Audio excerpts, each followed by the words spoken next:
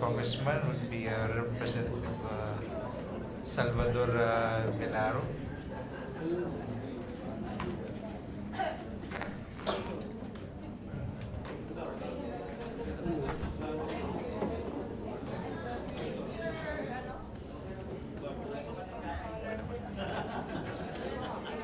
Magandang hapon ho sa ating mga bisita from CHED.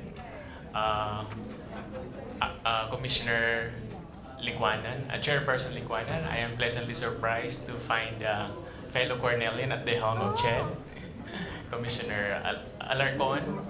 Of course, I recognize all faces who, if you are in academia for several years, been working with before, Attorney Lito Petriolo, and also Attorney Yada Uno. Ma'am, good afternoon. Nasabi na po ni Congressman Marcoleta yung gusto kong sabihin. But I just like to add that siguro po there's nothing illegal in what we are trying to convey to the Honorable Commission is that it is something which is incidental to the power of appropriation and power of the purse. The power of the purse basically is to determine how it should be appropriated. And I don't think there's something fishy about it if the members of Congress would indeed recommend certain persons, because we're elected representatives of the people and we know exactly to who among our constituents would need educational assistance. I think that is the sentiment that they would like to convey, and I fully concur in that. Now to my questions po. This representation happened to file resolution number 74, which asks for that for an investigation for the 1 billion unliquidated scholarship fund, which triggered the death of Cristel Tejada. Remember po, the UP Manila student who committed suicide because he was unable to pay for her tuition fees. That's the context of my resolution. So ang tanong ko po, I asked my staff to go to COA and to verify whether indeed that was already liquidated, and I got a negative answer. So my first question is that, ano na po ba yung status nitong 1 billion, I think it's more as reflected in the NEP now, 1 billion scholarship fund na hindi po na-liquidate? Yun po ang una kong tanong. I think we answered that bit by bit. Yes, we have a...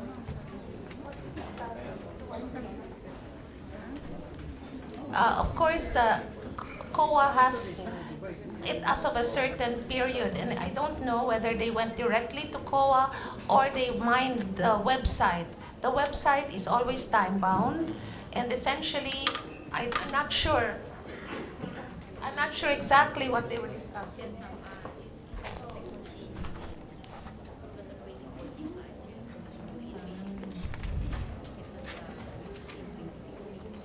So, as in many things, it was spent later. So at that time, it had not yet been spent, but we were allowed another year to spend it. And so, in fact, most of it has been spent.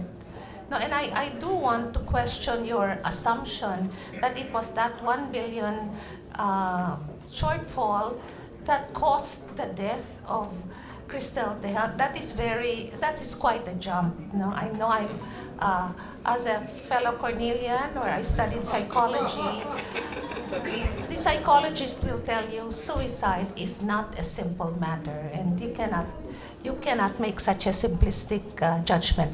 But first of all, she was not a recipient, she was not a normal CHED grantee. She was studying at the University of the Philippines. No? So they have their own student assistance program at the UP.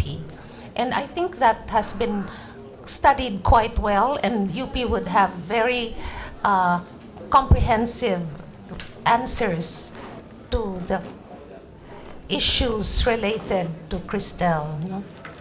Madam Chair, I appreciate the candid assessment that there was such a jump in logic. But in many times in life, as in many cases like this situation, you need metaphors to drumbeat your point. And that's exactly the point why this presentation is calling for an investigation. because 1 billion is 1 billion. The monstrosity of the amount indeed should not only call for an investigation, but should call for a revolution, in fact, of common sense in this regard. Because what happened to 1 billion? Now, this leads me to the second question of this representation.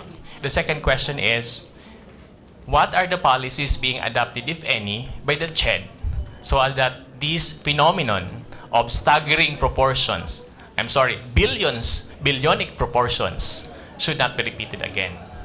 Are there policies to that effect that are being made by the CHED, ma'am? Hi, nako, Mr. Chair. Must I say it all over again? Yes, this has been truly, it's been what, 6 hours of asking the same questions. I will just say that admittedly, there are problems. No, we have carrying capacity issues here.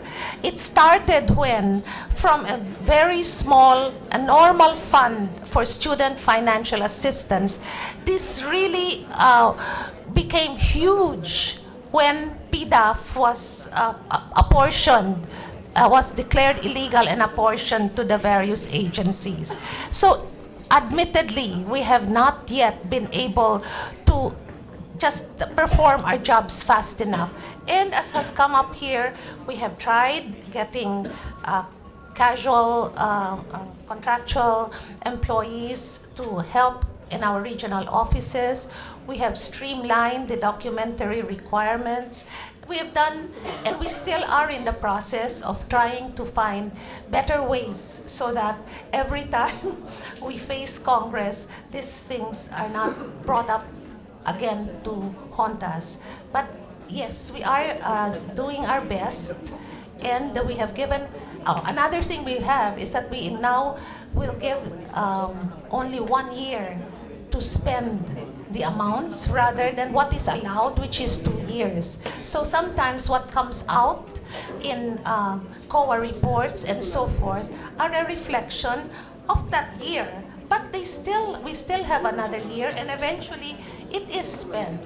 Maybe not all, but a sizable amount. So that 1 billion started out as 4 billion, and now it went down to 1. And I think by now, it probably has been spent, that 1 billion has been reduced considerably. Candidate per question, Congressman.